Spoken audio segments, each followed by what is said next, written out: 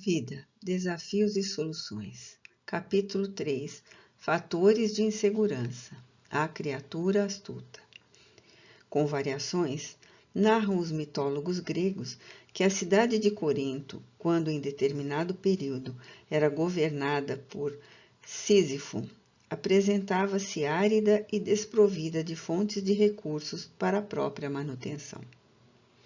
O rei mitológico, para a preservação da cidade e do seu povo, mantinha um verdadeiro exército de assaltantes que atacavam os viajantes imprevidentes que se viam obrigados a passar pela região demandando outras áreas. Graças à astúcia de que era constituído, estava sempre informado das ocorrências locais e também das acontecidas no Olimpo. Tomou conhecimento, graças aos seus espiões, de que o deus Ásopo andava desesperado, porque sua filha Egina desaparecera sem deixar vestígios e estava oferecendo fortuna e fertilidade a quem desse informação que levasse a jovem raptada. Sísifo, muito astuciosamente, conseguiu saber do paradeiro da moça e, buscando-lhe o pai, prometeu dizer onde ela se encontrava se ele cumprisse a promessa de compensar aquele que o auxiliasse a encontrar Egina. Confirmando o que estabelecera, Ásopo soube que fora Zeus quem a raptara e a mantinha em cativeiro. O pai, angustiado, procurou o Supremo Deus e exigiu-lhe a entrega da filha. Sem poder negar-se à solicitação, Zeus devolveu-lhe com a condição de saber quem o deletara, o que Ásopo informou sem rebuços. Tomando conhecimento do fato, Zeus enfureceu-se e mandou à morte buscar Sísifo. O astuto, que pensara haver solucionado o problema da sua terra e do seu povo, que passaram a ter águas em abundância, com a sua atitude gerou um novo desafio, que era enfrentar a detestada encerradora de destinos. Acreditando-se, no entanto, invencível na astúcia, quando a morte chegou, elogiou-a, informando que desejava homenageá-la com um colar especial que havia reservado para aquele momento. No entanto, solicitava o prazer de adorná-la ele próprio. Envaidecida, a morte aceitou o gesto do rei, e quando este lhe pôs o adorno, reteve-a, porquanto se tratava de uma coleira habilmente disfarçada em colar. A morte ficou encarcerada, e ele acreditou-se livre de futuras injunções, assim vencendo Zeus. Outros deuses, no entanto, como Hades, soberano dos infernos, e Ares, responsável pela guerra e pela morte, procuraram o Supremo Deus e levaram-lhe ásperas queixas. Com o aprisionamento da morte, os infernos estavam sem população nova e as guerras foram interrompidas. Exigiam dessa forma que ela fosse libertada e Sísifo viesse trazido a julgamento. Dessa vez, Zeus enviou Hermes, que não teve dúvida em apresentar-se ao astucioso e impor-lhe a viagem postergada. Colhido de surpresa, o rei pediu licença para despedir-se da mulher, e ao fazê-lo, sussurrou-lhe ao ouvido que, após a sua morte, não lhe deixassem sepultar o cadáver, porque ele pretendia regressar. Assim, muito prazerosamente, seguiu Hermes à presença de Zeus, que havia reunido o Olimpo para o julgamento do ambicioso.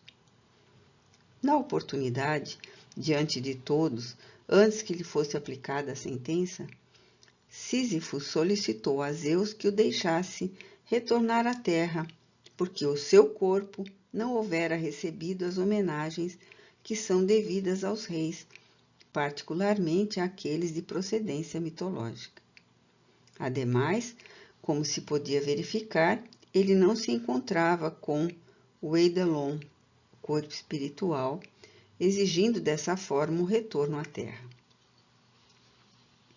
O soberano lhe concedeu a volta ao mundo, e quando retomou o corpo, sem demora, evadiu-se de Corinto com a mulher a fim de fugir à fúria de Zeus.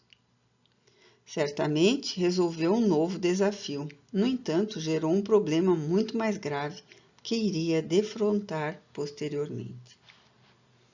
Instado pelos demais deuses a respeito da punição que deveria ser aplicada ao fujão, respondeu-lhes o soberano: mandarei agora um deus do qual ele não fugirá para sempre. Trata-se do tempo. E silenciou. Sísifo fugiu quanto pôde, porém, à medida que o fazia, era tomado pela velhice, pelas enfermidades, até que a morte veio buscá-lo.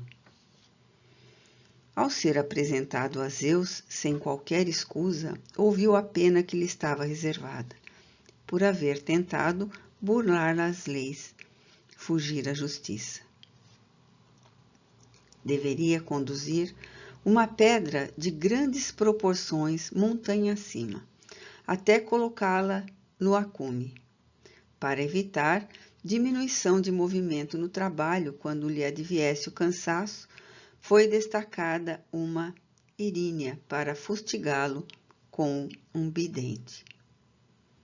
E até hoje, narram os mitólogos, Sísifo tenta conseguir o intento. Isso porque, ao chegar próximo à parte superior da montanha, a pedra escapa-lhe das mãos e volta ao piso, exigindo-lhe repetir a façanha, sem êxito, indefinidamente. É bem o testemunho de advertência àqueles que estão sempre transferindo deveres e realidades, acreditando na própria astúcia. Supõe-se todos quantos assim agem que são muito espertos, enquanto os demais são estúpidos ou ingênuos. Em realidade, a astúcia não expressa inteligência, mas sim instinto de preservação da vida e dos jogos de interesses pessoais. Todo indivíduo enfrenta desafios para crescer.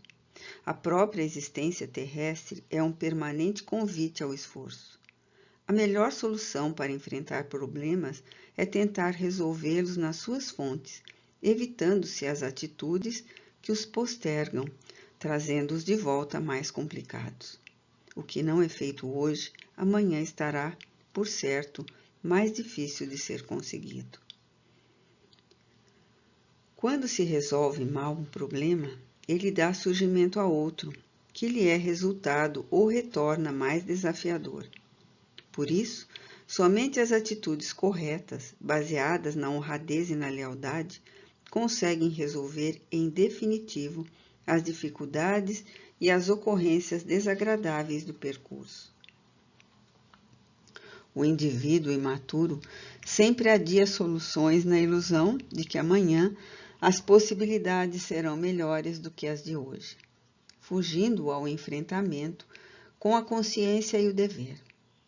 Suas vitórias são conseguidas através dos mecanismos da deslealdade, da conduta incorreta, que lhes permitem sorrir da forma como ludibriam os demais. Em verdade, porém, enganam-se a si mesmos, porque o compromisso retorna-lhes sempre para a necessária regularização. O amadurecimento psicológico propõe que cada atividade tenha lugar no seu momento próprio e cada desafio seja atendido no instante correto quando se apresente. A autocompaixão diante dos problemas e a astúcia para fugir deles são mecanismos infantis que em nada os resolvem.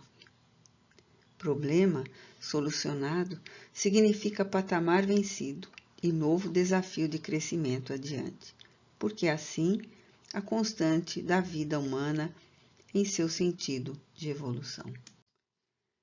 Necessidade da mentira.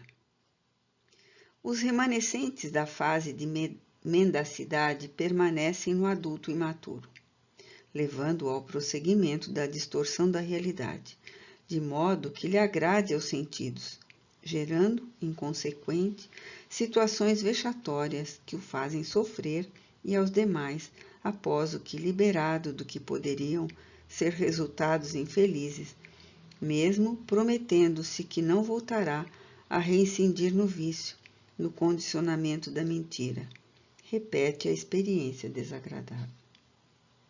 A insegurança infantil está presente nesse indivíduo, que se recusa ao crescimento, acreditando chamar a atenção, utilizando-se desse instrumento de perturbação.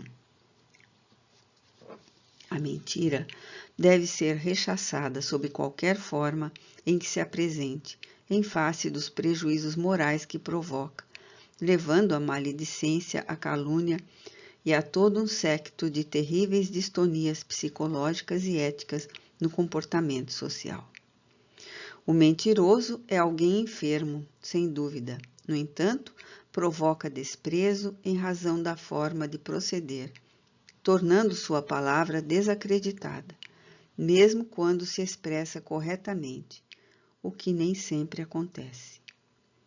De tal forma, se lhe faz natural alterar o conteúdo ou a apresentação dos fatos, que os revela de forma irreal, esperando manipular pessoas através de ignóbil ardil.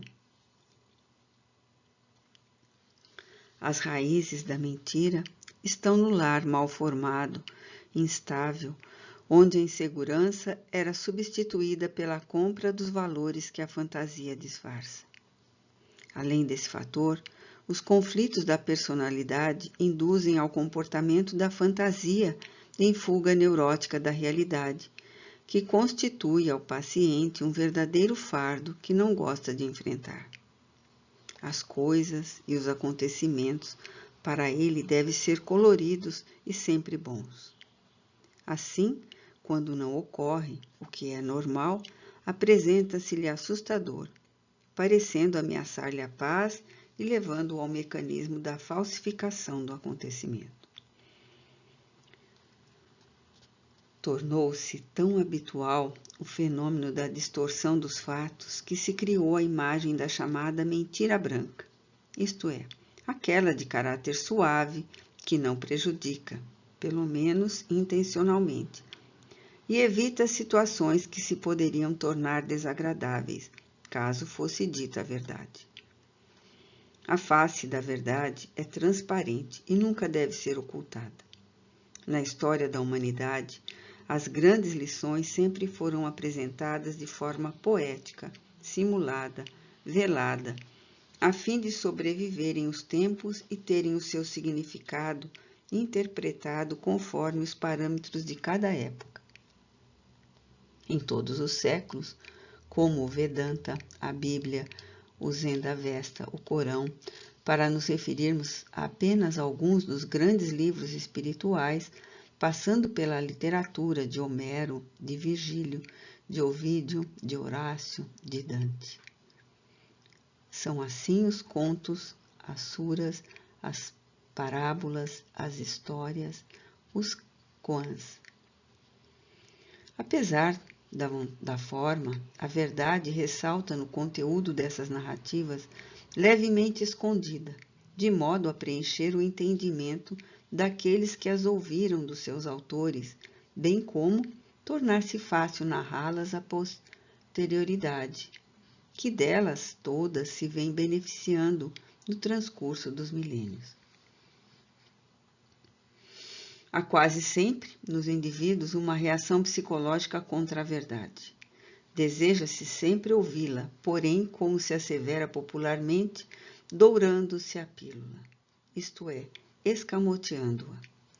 Certamente não se deve zurzi-la como um látego, que é uma forma neurótica de agir, de impor-se com a sua verdade, ferindo e dessa maneira sentindo-se triunfante em mecanismo perturbador de falsa superioridade moral.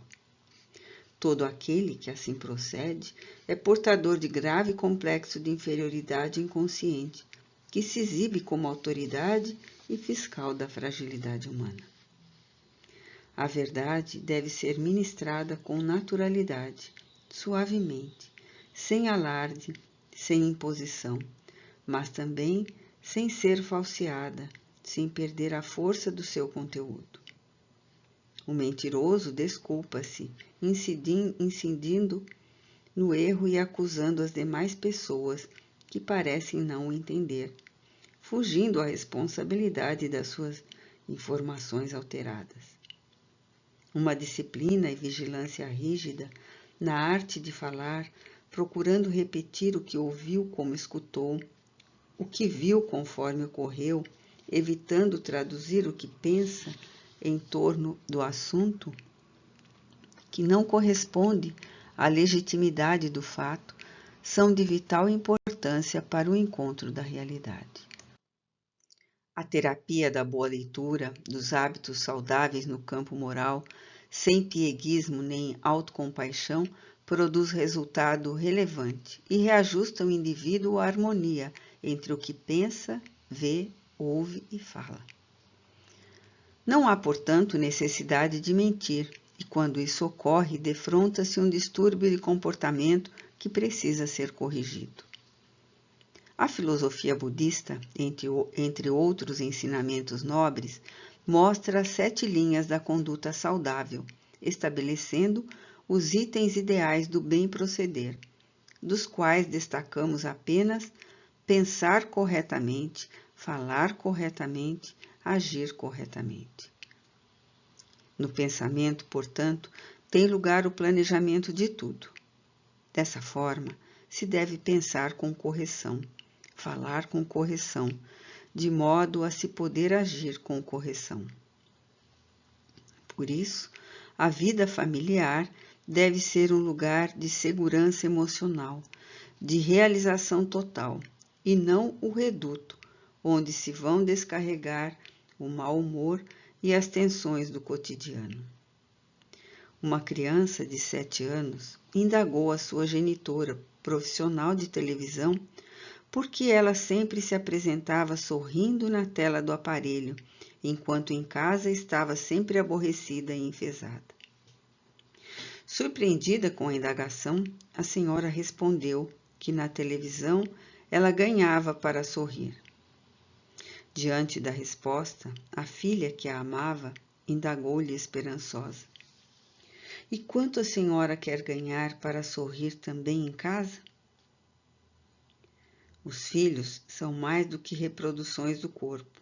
Trata-se de espíritos atentos, necessitados uns, preparados outros para seguirem adiante e construírem o mundo do futuro. Todo cuidado que lhes seja dispensado é sempre de resultado feliz.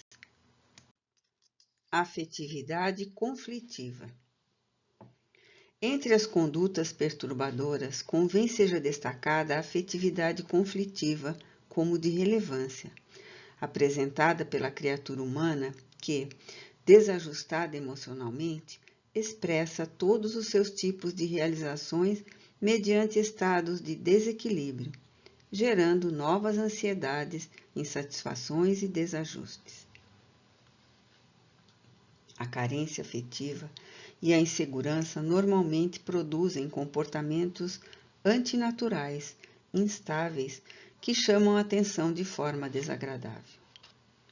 Confundindo afetividade com paixão, o paciente transfere o seu potencial de irrealizações para o seu ser elegido e propõe-se a dominar-lhe a existência, utilizando-se ardis variados, através dos quais, sentindo-se sem valor para receber amor, tenta conquistar piedade, simpatia, fazer-se necessário, isolando o afeto de outros relacionamentos e atividades, de forma a estar sempre presente e tornar-se um misto de servo e amante ao alcance da mão. As suas manifestações de afetividade são egoísticas, insaciáveis, derrapando no ciúme doentio que assevera ser demonstração de amor, destruindo a espontaneidade das atitudes na convivência. Mesmo que amado, desconfia dessa possibilidade, afirmando ser do outro um sentimento de compaixão e não um amor cheio de arrebatamento e de profundidade.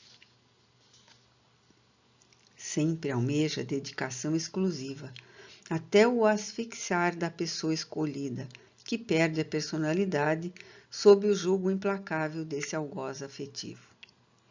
Não obstante consiga conquistar alguém, não é capaz de mantê-lo, porque sempre aspira a mais, a ponto de tornar insuportável o convívio, fugindo para a autodestruição psicológica.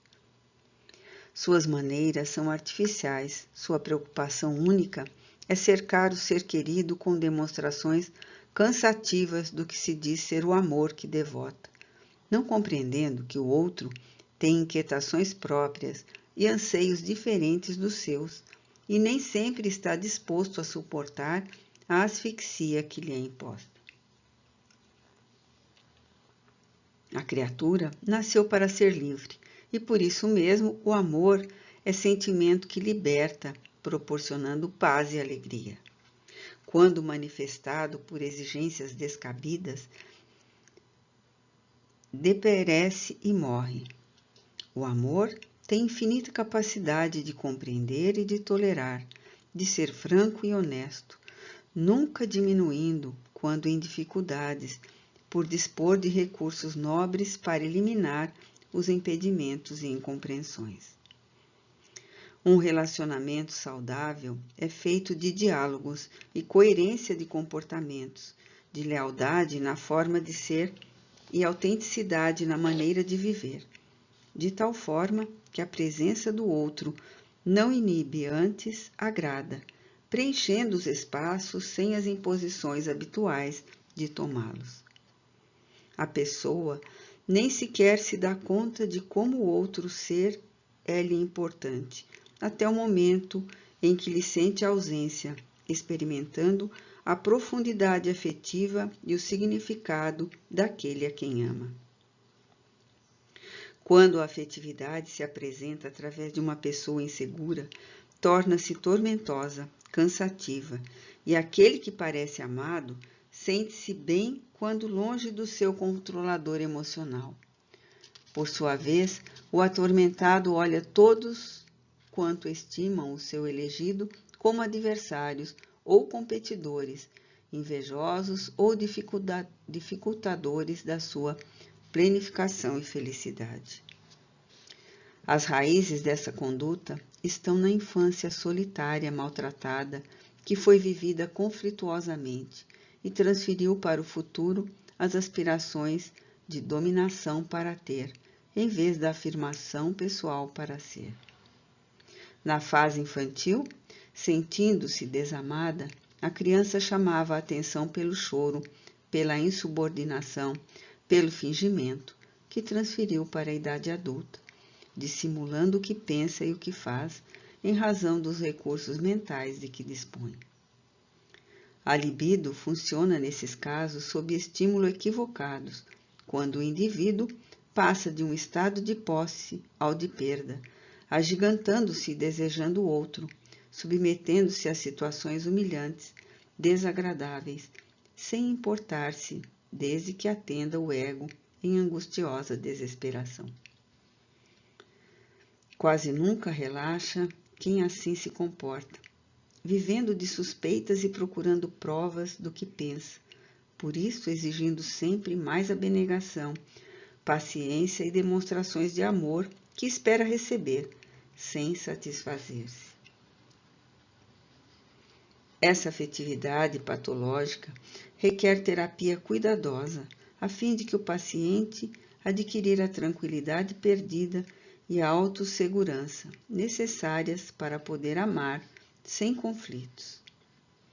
Quanto mais a pessoa tentar ignorar que esse é um comportamento irregular, tanto mais difícil se lhe torna a convivência com as demais criaturas, particularmente quando manifesta a tendência para ser vítima, transferindo a culpa do que lhe ocorre para as demais pessoas. A coragem para assumir responsabilidades e reconhecer a urgência em favor de uma terapia conveniente para o seu conflito já é um passo significativo para o seu processo de cura. Apoios ineficazes. Procurando fugir da realidade, o paciente portador de insegurança e que vive experiências perturbadoras, não poucas vezes recorre a mecanismos de apoio, a fim de evitar o enfrentamento com a própria consciência, sendo por isso mesmo vítima de transtornos comportamentais que vitaliza sistematicamente, por escassear-lhe o discernimento para o que é correto, razão pela qual a sua é uma conduta patológica. A postura de vítima constante é uma das suas características, refugiando-se nesse esconderijo em busca de compaixão e de justificação para todos os seus desequilíbrios. Torna-se enfadonha, cansativa para os demais, a sua forma de apresentar-se sempre incompreendido, sem o menor esforço para compreender, tomando postura de responsabilidade dos atos. Noutras vezes, passa de vítima a acusador inconsequente, vendo o que lhe apraz e nunca identificando o que realmente acontece, complicando mais a situação em que se encontra. Tem grande preocupação em conseguir aderentes desinformados para a sua área, usando recursos infantis ou perversos, como a calúnia, a infâmia, a maledicência, desde que resultem ônus favoráveis para os objetivos que persegue. A dissimulação é a atitude habitual, variando de um para outro estado, de forma que se apresente com aparência jovial ou inocente, infeliz ou amargurada, a depender da circunstância e do objetivo que tem em vista. Esse paciente recorre a esses apoios que são ineficazes por causa de sua personalidade infantil, sem desenvolvimento emocional, ingenuamente acreditando que na falta de coragem para viver integralmente, conforme as ocorrências, a sua existência deve transcorrer em plano de fantasia e irrealidade. O ser psicológico maduro enfrenta desafios e vence-os com naturalidade, sem pressa, confiando no próprio crescimento e nos recursos de que possa usufruir na convivência social. Quando se fragiliza, reflexiona e recomeça, procurando fortalecer-se na própria luta, evitando fugir, porquanto esse recurso não leva a nada. Já o indivíduo imaturo não se enfrenta, nem a ninguém enfrenta, utilizando-se de mecanismos especiais para evitar definições, assumir compromissos e cumpri-los.